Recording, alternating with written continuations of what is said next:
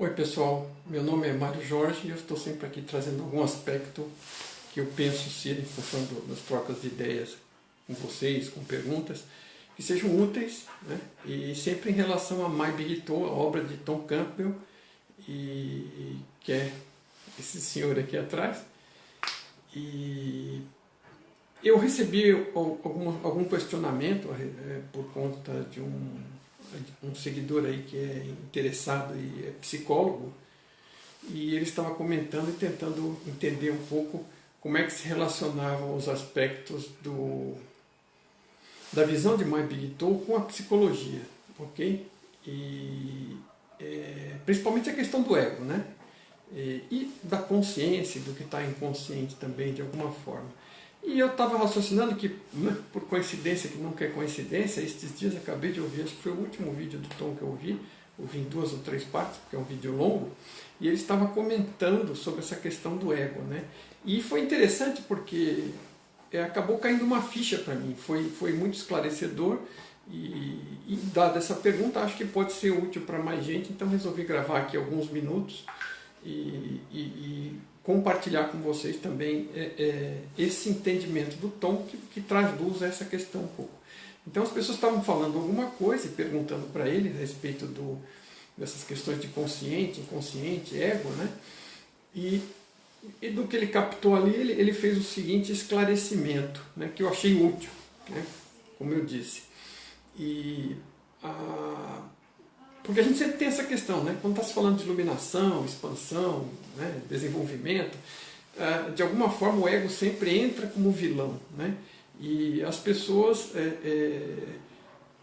a forma como é falado isso pelos grandes mestres aí, e por várias pessoas, é que de alguma forma dá aquela sensação que você tem que eliminar o ego, né?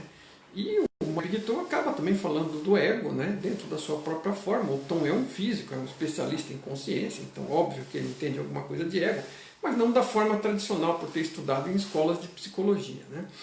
E o Tom nesse vídeo ele esclarece que, né, do ponto de vista da psicologia, né, Freud que deu um grande avanço aí, psicologia e psicanálise, para essa questão de ego, né, e de superídeo, aqueles conceitos todos dele, não é a minha especialidade, né? Eu estou falando aqui de My Big Tom, mas ele falou o seguinte, né, que é correto. Na época, o que ele estava tentando fazer? O Freud estava tentando encontrar alguma coisa que ajudasse aquelas pessoas que aparentemente não eram normais, né, que desviavam da média da sociedade. Então, desenvolveu conceitos, né? Por exemplo, de um ego saudável, né? E o Tom até faz uma brincadeira, né? O que é um ego saudável? Até que ponto a arrogância de alguém é saudável, né? Quer dizer, se a nossa sociedade leva a isso, né? E aí que ele entrou com o fator crítico e que esclareceu bastante, né? Eu vivo dizendo, né, em função de My Big Tom, que a realidade ela é estatística, né? E nesse caso é um outro exemplo, né? Quando é que a gente fala que alguém é normal ou não é normal, né? Porque existe uma curva normal, né? A curva de Sino é uma curva famosa da estatística, e assim, né, todo mundo que se encaixa no corpo principal, né, da quantidade maior das pessoas que se comportam de determinada forma, então isso é uma pessoa normal. Normal porque ela se conforma com a curva normal de distribuição. Quem está nas bordas, né, aqueles outliers que eles chamam em inglês, que são aqueles que estão na ponta, né, estão quase saindo fora da curva normal, então são pela sociedade, pelos padrões estabelecidos, que são comparativos da régua da sociedade vigente no momento, né? O normal é aquela pessoa que se enquadra junto com a grande maioria. Quem pensa diferente, quem age diferente, ou muito diferente, vai saindo para as bordas da normalidade e daqui a pouco é considerado louco, né? Então, eu não vou nem discutir que de repente alguém pode ter algum problema cerebral, mental, sei lá, né? Não é isso. Mas assim, o que existe é essa matiz, essa distribuição dos comportamentos das pessoas, né? Dentro de uma normalidade, porque a realidade é estatística. Então tem gente que mais vai para uma ponta, gente que vai mais para outra e gente que está no corpo. E quem define a normalidade ou é quem está no comando ou é o corpo da sociedade como um todo, né? E na época, quando foi desenvolvido esse conceito de ego, O normal, e talvez ainda hoje, né, não tenha mudado tanto, são aquelas pessoas realmente com ego forte. Né? Isso quer dizer o quê? Que elas se acham eventualmente demasiado, que às vezes se acham melhores que os outros, né? Que querem ditar as regras porque os outros devem fazer. Né? Então, assim, o ego também tem outro significado. Além desse significado ruim do egoísmo, né? Daquela necessidade de se mostrar, de aparecer, ele também tem o significado de uma definição, de alguma forma, de personalidade, de eu também. Né? Então, vamos separar um pouco aí as duas coisas. Dentro dessa explicação do Tom, não é que você tem que eliminar o ego, é aquela sensação de que você não é ninguém. Então agora você voltou aquela gota, é parte do oceano, e você não se percebe mais. Não é esse tipo de eliminação do ego. Né? É a eliminação daquelas condutas horrorosas. Né? Basta você olhar nos outros ou em você mesmo, né? Alguma conduta arrogante, algum desrespeito que você faz para as pessoas, né? Qualquer coisa é motivo para brigar, né? Para pular um no pescoço do outro. Esse é o ego ruim. Né? E esse ego, né? Esse tipo de ego, como o Tom explica, principalmente no livro 2, o grosso do livro 2 é sobre, vamos dizer, tem uma boa parte do livro 2 que foca nessa questão de personalidade, do ser, né? É mais no ser, né? na construção da personalidade. Então é o seguinte, ele explica que quando a gente tem um medo, né? E a gente, né? no começo, né? dado o tamanho da nossa ignorância, a gente acaba temendo tudo, é o desconhecido, né? Que no fundo tem a ver com o medo da morte, mas é o desconhecido, né? E esse medo do desconhecido, de qualquer coisa que se passa, que acontece, né? A gente vai criando crenças e vai enterrando esse medo e vai criando outra crença, enterrando outro medo, emendando uma crença com a outra, enterrando outro medo. Né? Tudo aquilo que a gente não sabe, a gente teme, a gente não conhece, a gente teme, e vai criando crenças ou aceitando crenças dos outros. E isso é que vai costurando essa coxa de retalho que acaba virando o ego, que tem aquele monte de mentiras que ele conta e aceita para ele mesmo, para manter a tranquilidade, para manter a calma, para esconder o medo de si mesmo. E isso também cria o tal do inconsciente. Né? Porque se você não tivesse criado esse castelo de cartas e se enterrado ali, né? Enterrado aquela sua ignorância, aquele seu medo, com aquelas crenças ali, você não estaria desta forma. Você seria uma pessoa mais aberta, né? E estaria mais aceitando as mudanças, as novidades com mais positividade. Né? Encarando as coisas como oportunidade em vez de ameaça. Né?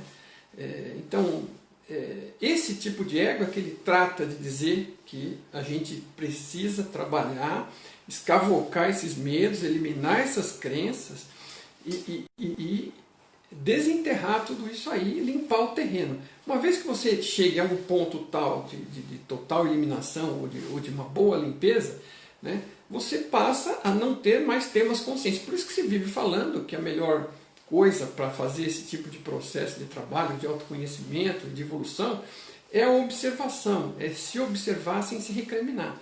Mesmo porque você não está aí para pegar e ficar se crucificando. Geralmente, cuidado com isso, porque nós somos nossos principais carrascos. Né?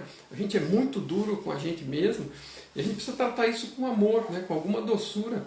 Né? Não é intenção, né? Não é uma questão de dizer que é ruim ou bom. Né? A forma como a gente se construiu ao longo do crescimento, né? Nesta experiência, talvez repetiu isso em várias outras, né? Mas não vem ao caso.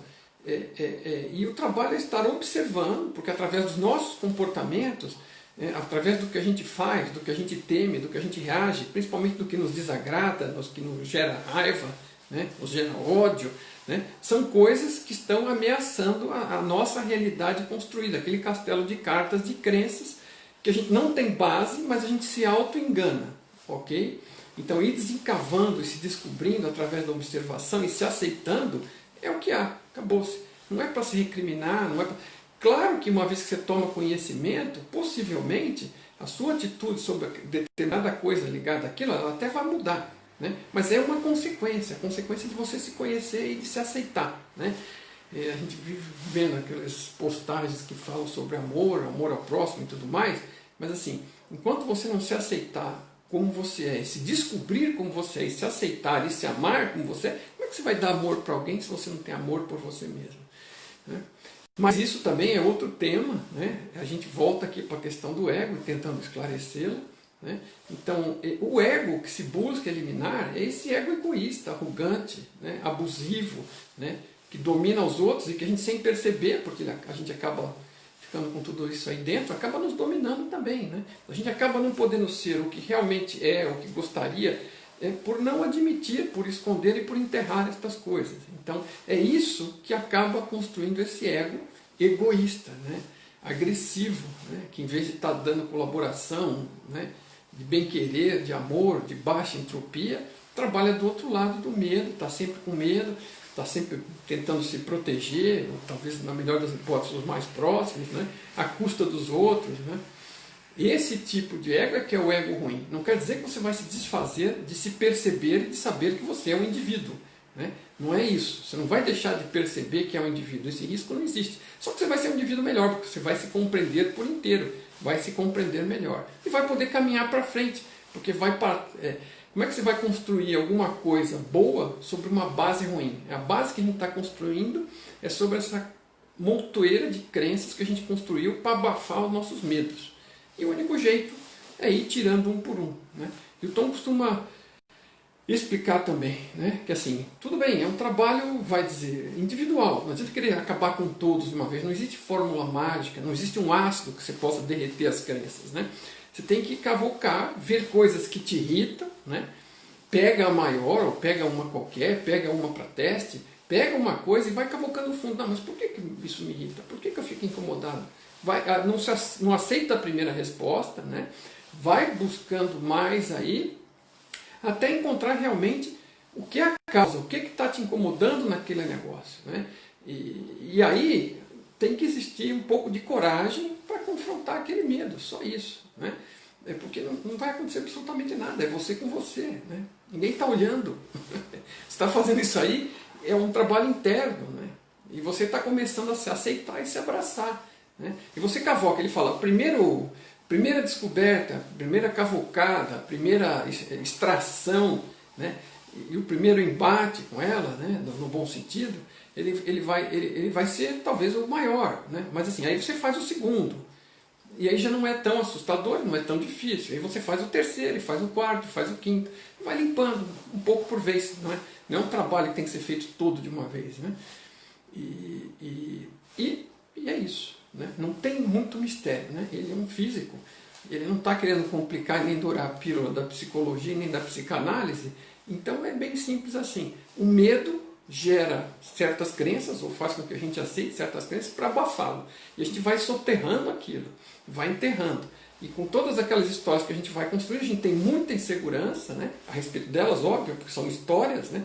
A gente do fundo talvez perceba, né? Aceita, mas não tem aquela baita confiança, porque não tem a experiência para embasar aquilo. Vai construindo isso e vai criando esse ego, que em geral é um ego que tende a ser agressivo, arrogante, né? Ou às vezes tem uma reação completamente diferente, mas assim, não é uma coisa normal, não é quem você é, quem você realmente é. Então assim, aí acaba construindo um personagem, e as máscaras e tudo mais, né?